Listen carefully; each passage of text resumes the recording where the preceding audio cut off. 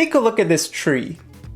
Here we have the leaves, here we have the branches, and here we have the roots. But what is this called? Do you know what this is called? It's called the trunk, the tree trunk. Okay, but the word trunk can have several other meanings as well. Okay, for example, this area of the car is called the trunk of the car. Okay, so if you go on a vacation, you need to put all your bags into the trunk. Okay, an elephant has a trunk. Okay, an elephant doesn't have a nose, it has a trunk. All right, now these are called swimming trunks, swimming trunks.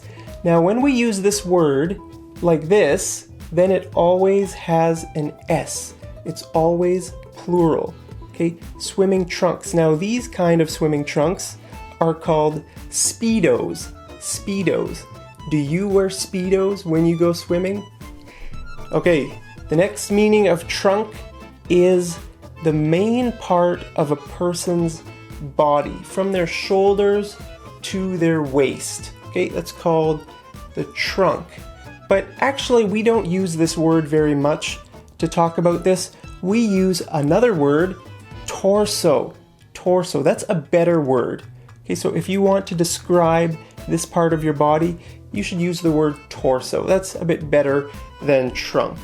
Okay, now the word trunk can also mean like a box that you store things in. Okay, like a big, not a suitcase. A suitcase has a handle that you carry like this.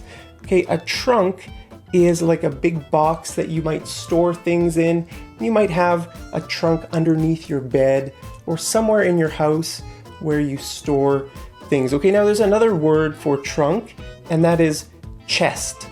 Chest. Now we especially use this word when we talk about a treasure chest. Look at this treasure chest full of gold.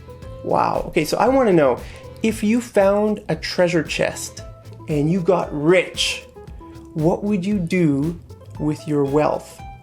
Would you spend it? Would you invest it? Would you give it to charity?